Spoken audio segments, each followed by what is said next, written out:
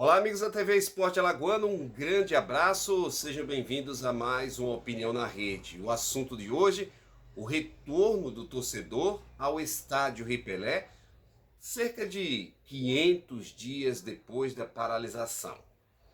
Antes da gente conversar sobre esse tema, deixa eu te convidar a se inscrever no canal, a deixar o like, clicar no sininho e ativar todas as notificações, compartilhar o link deste vídeo e se tornar membro do canal. O futebol volta a ter o torcedor no estádio. Para quem não lembra, o último contato foi ainda pela Copa do Nordeste em 2020, quando a equipe do CSA encerrou a participação na primeira fase aqui no Estádio Rei Pelé. Então era o dia 15 de março e depois disso o futebol não teve mais a presença do torcedor. Vai voltar justamente nesta quinta-feira com o jogo entre CSA e Botafogo. Óbvio que é importante a volta do torcedor. É uma retomada, ainda em condições mínimas, ainda em condições que se fala dentro de um protocolo, dentro de um critério de segurança, mas é o primeiro passo para aos poucos você ir ampliando a volta e quem sabe na próxima temporada nós termos a capacidade total, a totalidade dos torcedores de novo nos estádios de futebol. No entanto, o processo ele foi cercado de equívocos, cercado de problemas e com muita coisa feita de última hora. E como a gente usa, feito de qualquer maneira. É preciso dizer que desde o início da pandemia, que havia situações, questionamentos, dificuldades em relação ao Estádio Rei Pelé. E o Ministério Público acabou pedindo a interdição de parte do Estádio Rei Pelé. Eu entendo que ao longo desse período da pandemia, o grande X da questão era você cuidar das pessoas. E Alagoas teve um bom trato nesse sentido. Se não fossem os hospitais espalhados pelo estado, a nossa população sofreria muito mais do que sofreu em relação à pandemia. Alagoas, para a gente usar a linguagem, estava tão bem na fita que chegou a receber pacientes de outros estados. A prioridade, sem dúvida, era cuidar dos infectados, dos doentes e tratar a questão da pandemia. Mas, em hipótese nenhuma, o estádio precisaria passar por 2 anos e ficar nesta situação de interdição.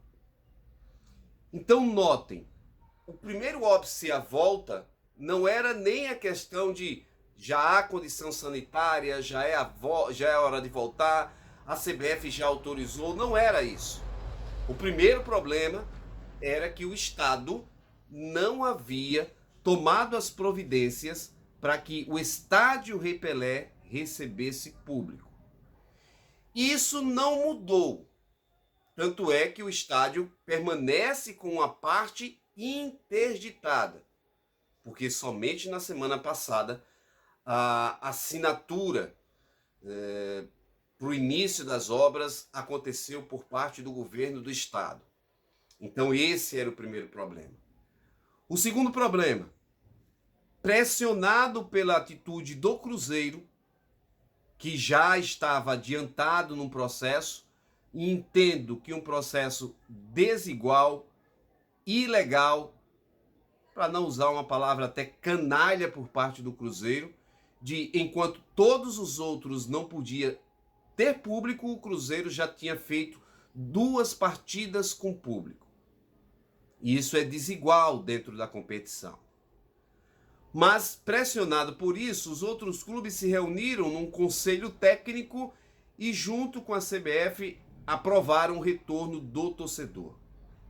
Lembro que, além do Cruzeiro, já haviam conseguido documentos liminares, autorização para ter público, o Goiás e a própria equipe do Confiança.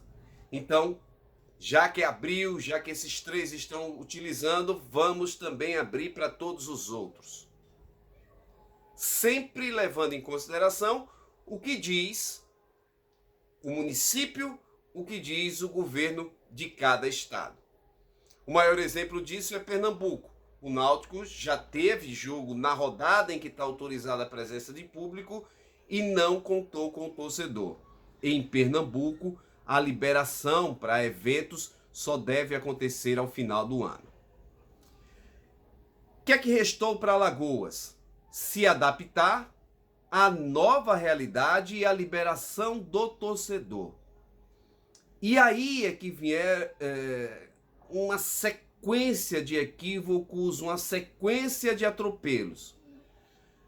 Silvio Camelo, que é deputado estadual, base do governo, líder do governo, já havia dialogado com clubes, com setores da imprensa, com o próprio governo pela volta do público.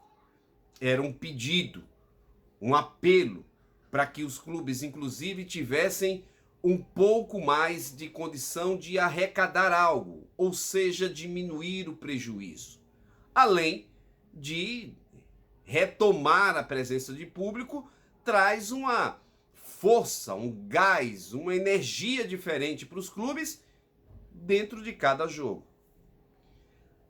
Os atropelos começam a partir daí, porque na sexta-feira a CBF libera que a próxima rodada, tivesse a presença do público. E aí começa o corre-corre. Quais são os problemas a enfrentar? A interdição do estádio, um decreto do governador e um tempo hábil para você ter uma logística, organizar tudo isso para que o clube possa receber o torcedor seguindo e dentro dos protocolos.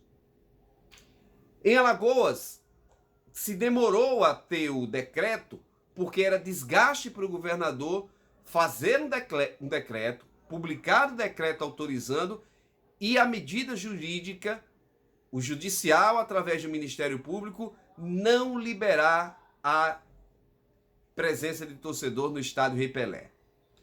Óbvio que politicamente os clubes tentaram, foram ao Tribunal de Justiça, foram a desembargadores e acabaram conseguindo essa liberação. Faltava o decreto. O decreto chegou no finalzinho da tarde de ontem, na quarta-feira. O jogo é na quinta. Estávamos praticamente a 24 horas da resolução do problema que seria o jogo em si. Mas ainda faltava as regras para saber quantos torcedores poderiam estar e quais eram as regras que o clube iria colocar. Se colocou que, no máximo, 3.000 pessoas no estádio Rei Pelé. Há um percentual, mas esse percentual ele não pode ultrapassar as 3.000 pessoas. O que é que o CSA definiu, o que é que o CRB definiu em relação a isso? Que só teremos a presença de sócio-torcedores. Acho coerente. É valorizar quem estava com você desde o começo da pandemia, desde o problema da pandemia. O sócio que está adimplente, o sócio que se manteve fiel ao clube ao longo de todo esse período, merecia algo deste tipo. Conversei com o presidente Rafael Tenório por telefone e ele disse textualmente: os 3 próximos jogos do CSA em casa não faremos venda de ingresso, serão apenas sócios torcedores. O jogo de hoje contra o Botafogo, o próximo jogo do CSA como mandante contra a Ponte Preta e o jogo do CSA contra o Brusque. Esses 3 jogos o CSA não terá a presença de torcedores comprando, adquirindo ingresso. cai por terra aquela história de que os clubes não tivessem o prejuízo ou que pelo menos pudessem arrecadar algo nesse momento. Além disso, o pouco tempo de logística indica uma dificuldade para você organizar ou problemas para você atingir a todas as pessoas. Não se enganem, não, tem gente que não sabe que só sócio torcedor poderá ir ao estádio. Tem sócios torcedores que estão adimplentes e não reúnem tempo, não reúnem condição de fazer a troca do bilhete, a troca do ingresso. Por conta de um trabalho, por conta de uma ausência da cidade, por conta de qualquer outro motivo. Então, me surpreenderia muito se hoje, por exemplo, a carga fosse toda completa ou a grande maioria dos sócios torcedores do CSA estivessem no estádio Rei Pelé. Explicaria pela força da torcida e pela saudade do futebol. Mas o ideal seria você planejar isso com mais tempo, ter mais tempo para fazê-lo e não às pressas em menos de 24 horas montar a logística. O bom, se há algo bom numa situação como essa, é que o CSA optou apenas por sócio-torcedores. Vocês imaginem como seria a situação se o CSA também vendesse ingresso. Ele teria que esgotar o número de sócios-torcedores que fizeram check-in, que trocaram o ingresso. Depois, ele teria que disponibilizar esses ingressos para venda em um ponto específico e que provavelmente seria o estádio Rei Pelé. Aí imagine, os protocolos dizem que a tendência é você não vender no dia do jogo, não vender no estádio e ter o máximo possível o contato, a venda, tudo num processo online, sem a presença do torcedor para evitar aglomerações.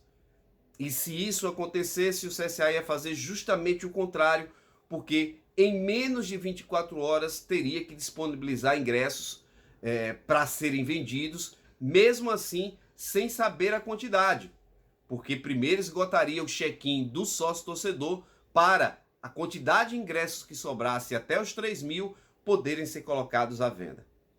Menos mal que o CSA, no meu modo de ver, optou pelo caminho certo de só colocar ingressos para o sócio-torcedor. Mas o processo poderia ser empurrado para o próximo jogo para você ter mais organização, mais tranquilidade e até mesmo mais informação para o próprio sócio-torcedor. Agora é fazer o reencontro do torcedor nesta quinta com o torcedor do CSA e no sábado com o torcedor do CRB. Notem, o CRB tem até um tempo a mais para trabalhar isso, para verificar erros ou problemas que possam acontecer no jogo do CSA e a partir daí tentar fazer um jogo o mais correto, o mais certo possível quando a gente fala de protocolos sanitários, de protocolos de saúde, de respeitar todo esse protocolo que está sendo exigido. Lembro, o cartão de vacinação com as 2 doses ou para aqueles que tomarem a vacina da Johnson apenas 1 dose, né? Então você só vai ter 1 dose no seu cartão.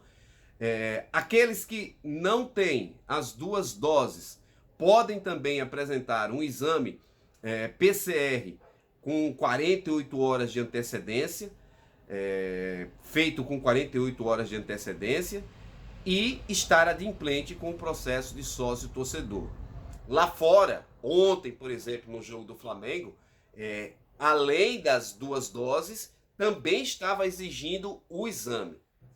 Me parece que aqui em Alagoas, esse não é o protocolo, ou não estão seguindo esse protocolo.